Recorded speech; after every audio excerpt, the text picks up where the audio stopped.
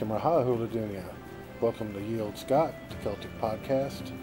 Here to give you a little bit of music, language, and culture to brighten up your day.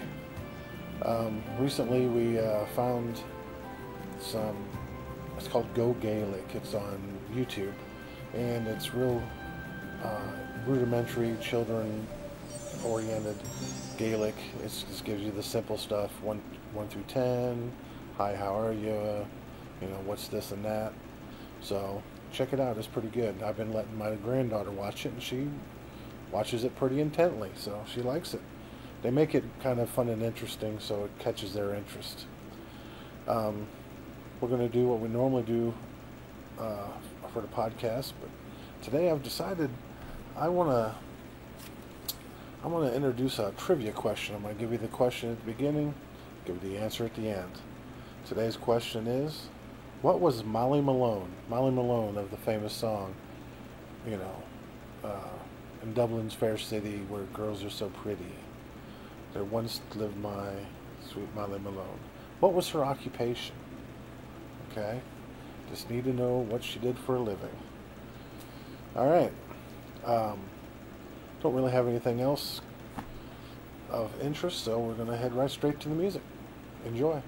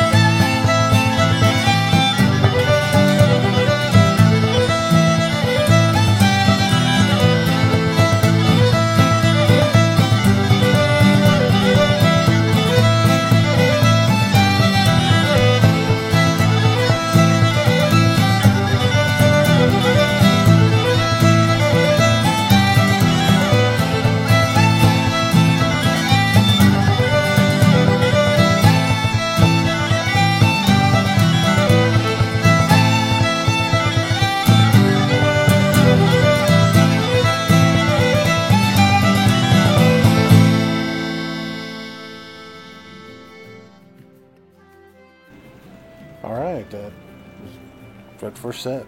Pretty good.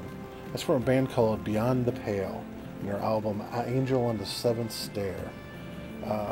It's kind of a compilation of 3 songs: The Fairy Flag, the Sky Boat Song, and Orange and Blue, the Drunken Piper. Now, Sky Boat Song, you probably recognize that from the show Outlander, if y'all are watching that, which you should. It's pretty good. And there's a lot of Gaelic intermixed in that as well, so it'll give you a little bit of what the common usage looks like. Alright. Now we're going to head right into our Gaelic lesson. Feuchamaich Beagan Gaidhlig. Let's try a little Gaelic. Alright. Today's lesson is going to be on the present tense of the verb to be. Now, like all verbs in Gaelic, there's just one form for all persons. For a positive statement in the present tense, this is ha, spelled T-H-A. Just add the subject to it, either a pronoun or a noun. The pronouns combine with the verb ha as follows. And now you've already heard a little bit of this from last podcast, so you'll kind of understand where we're coming from. Ha me as I am, ha u as you are, ha e he is, ha e she is, ha shin we are, ha shiv you are, and ha it they are. Now, like I said before in the last video, when I taught you how to say how are you, Kimra hashiv or Kimra ha'u, you've got those 2 forms. You've got shiv, which is you, which means you. It's plural, also singular for formal situations such to mark respect. Then, of course, you got u for informal. Now, adjectives can be used following the verb to be. The adjective is the same for all subjects. Okay, you have the feminine subject, ha-i fur, she is cold. The plural subject, ha-iet fur, they are cold. Or the masculine subject, ha-kalam fur, kalam is cold. Okay, now we're going to give you some new words, some new adjectives to go along with your new verb to be, something to play around with a little bit if you'd like. Some adjectives are beck, which is small, fluke, which is wet, leshk, which is lazy or reluctant or loathing, ski, which is tired, trang is busy, tolakche is pleased or happy, blah is warm, fur is cold, more is big and large, and chirum is dry. Oh, and snock, that's nice. Okay, of course you got nouns like la, which means day, and fear, which is male or man, like in the song Firavata, which means the boatman. Pronouns, okay, you've got me, u, e, shin, shiv, and it. Now, Gaelic is pretty in depth when you get into your personal pronouns. I mean, you can't have anything, so everything has to be on, over, in, with, it's crazy, but we'll get into that later. That's a much later lesson. Alright? So, unlike that first podcast, I'm going to actually put some of this up on the screen so you'll be able to see the words and see what they look like and go from there. Okay? I want you to, if you can, translate some of the things I'm fixing to say into English using the words that I've just given you. Okay? So the first set is going to be Hamiski, Ha-iet Treng, Ha-i Fur, Ha-iet Blah, Hashin Leshk, and Hashiv Chiram. Okay? translate that into English, and that'd be a nice little exercise for you to do. Alright? And don't forget what you learned last week with the Kimra Hashif and the Kimra Ha'u. Alright? So, that's good enough for right now. We're going to head on down to the music and give you a little more to go. Thank you for learning.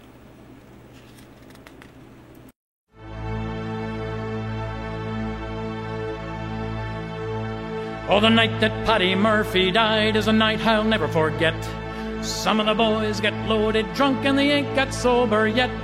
As long as the bottle was passed around, every man was feeling gay. O'Leary came with the bagpipes, some music for to play. That's how they showed their respect for Paddy Murphy. That's how they showed their honor and their pride. They said it was a sin and shame, and they winked at one another. And every drink in the place was full the night that Murphy died.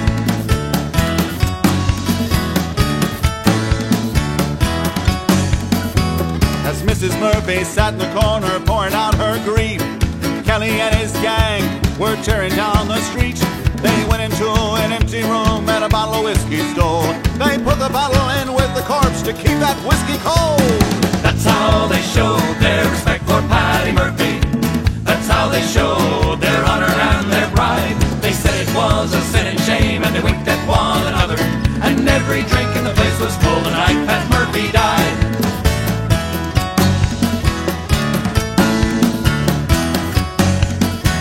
About 2 o'clock in the morning, after emptying the jug, Doyle opens up the icebox lid to see poor Paddy's mug. We stopped the clock so Mrs. Murphy couldn't tell the time, and at 2:15 we argued it was 9. That's how they showed their respect for Paddy Murphy. That's how they showed their honor and their pride. They said it was a sin and shame, and they winked at one another. And every drink in the place was full the night Pat Murphy died.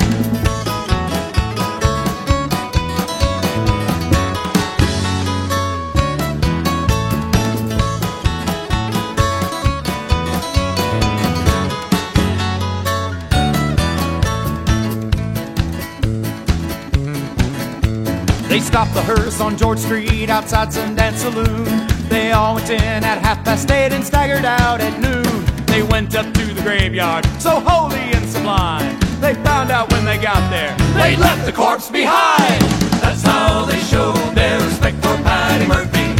That's how they showed their honor and their pride. They said it was a sin and shame, and they winked at one another. And every drink in the place was full the night Pat Murphy died.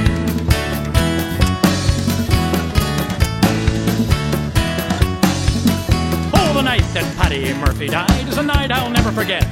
Some of the boys get loaded drunk and they ain't got sober yet. Not yet. As long as the bottle was passed around, every man was feeling gay. O'Leary came with the bagpipes, some music for to play. That's how they showed their respect for Paddy Murphy. That's how they showed their honor and their pride. They said it was a sin and shame, and they winked at one another.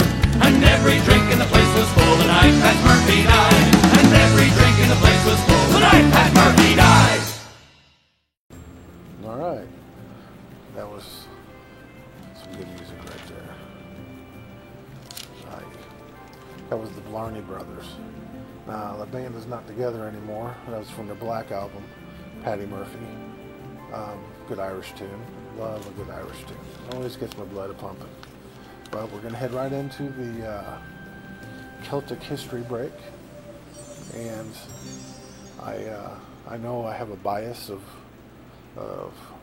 Scottish stuff, being a Scotsman, but today I've pulled out my Duffy's book on who were the Celts, and it's full of fascinating information about the Celts and where they came from and all the different ways they've impacted our modern lives and the past lives.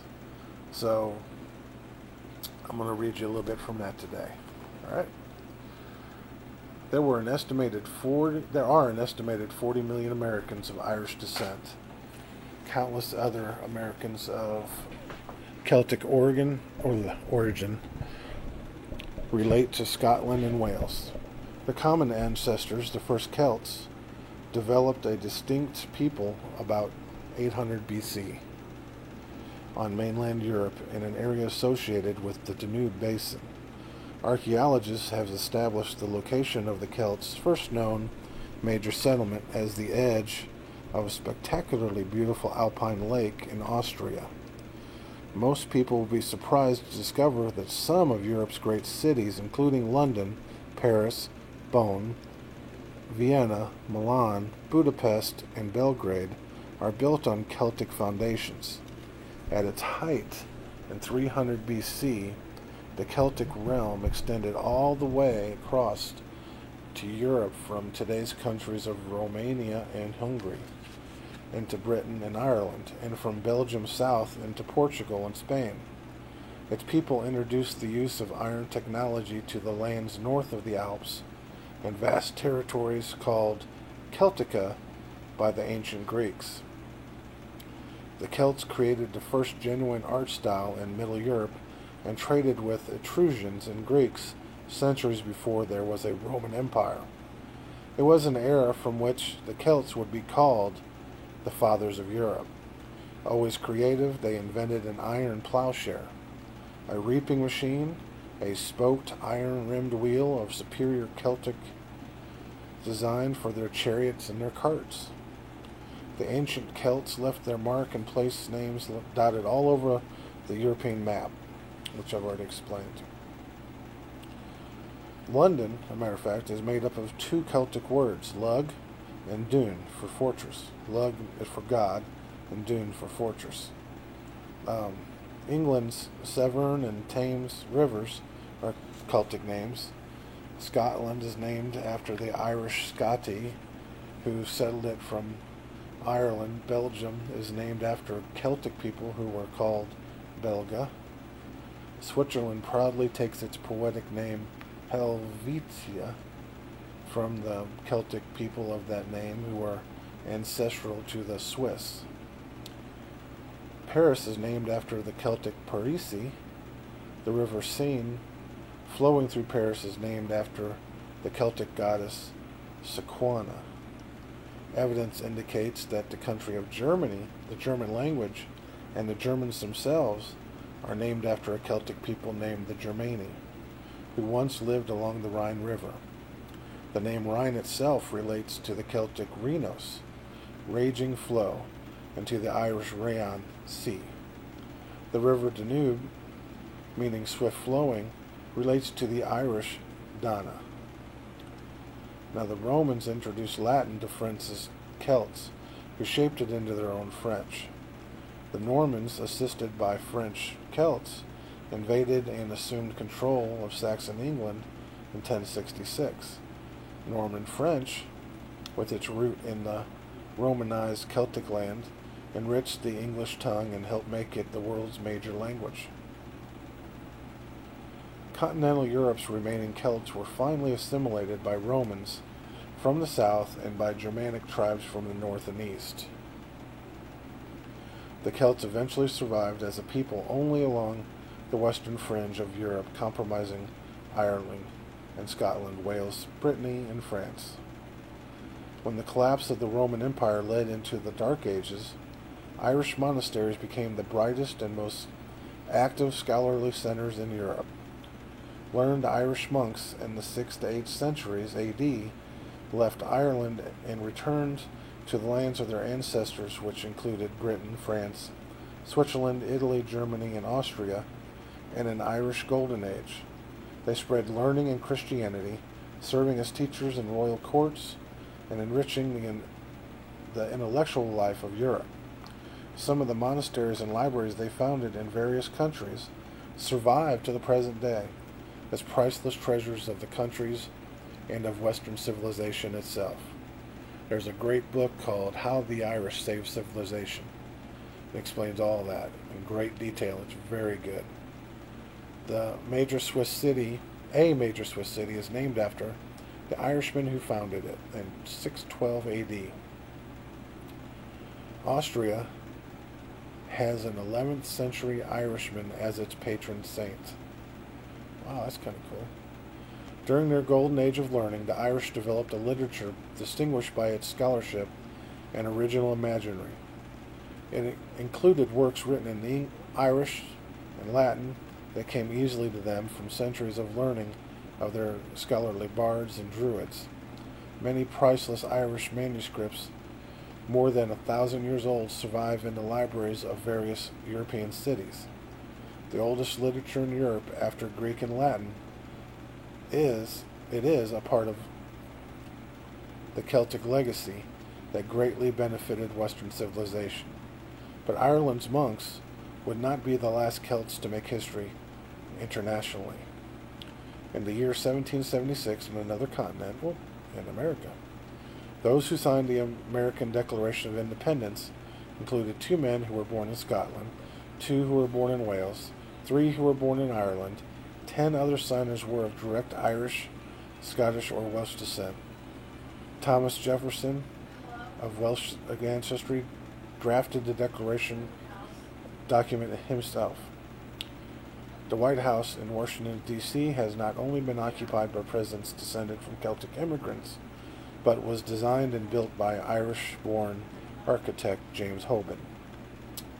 Yet participation in the development of the United States of America was but a recent event in a 3,000-year-old saga of the Celts. And that's it for today on Celtic history. Thank you. Da waincher skilly la deal, is Calama G la hole. O Jalbrum Dishkana G, go rocking up creek o Joe. It's over brandy, it's over brandy ho. It's over brandy, it's rocking your heel below. Da bachelum king and his people, da bachelum people at yo. Da bachelum Bridgerton Hill, all is rocking your heel below. It's over brandy, it's over brandy ho. It's over brandy, it's rocking your heel below. All of such are siga, is such a minha cor. Is such a pebble hula hinch coron. Is over brandy, is over brandy ho. Is over brandy, is rocking your heel below. Da waincher skilly la gill, is Calama G la hole. O Jalbrum Dishkana G, go rockin' up creek o Joe. It's over brandy, it's over brandy ho. It's over brandy, it's rocking your heel go low. It's rocking your heel go low. And that was Gaelic, Texas. That's a band out of Texas that do Portia Bale, which is called, in Gaelic, it's mouth music. They tend to use very little musical instruments and just kind of sing make the noise of the songs with their mouths. It's really fascinating. That's from their album Foscal and Doris, and that was Oboro Brandy Brandy. Alright, today on Everyday Celtic Ways, I've got to tell a little story, and it's about a flag. Now, in the room that I'm in right now, it's my game room. I've got an American flag, and I have the St. Andrew's cross, and I even have the ancient Irish flag with the woman and the harp on it. And my wife, who I love dearly, harps on me about getting her an English flag because she has some English blood in her. And I need to, because the Union Jack is the one she's wanting to put up, is actually made up of all the other flags that consist of Great Britain. You've got St. Andrews is in there, the Scottish flag. You got St. George's flag. You've got part of an old Welsh flag in there. Not the dragon, but it's made up of it's a combination of all the different countries that combine to make Great Britain that create that flag. And so I really need to get one and put it up in here, if nothing more to appease my wife of 25 years. So is that good for you, honey? It's 24. 24 years, but you'll be 25 soon. I love her dearly. Hagrav Orst, baby.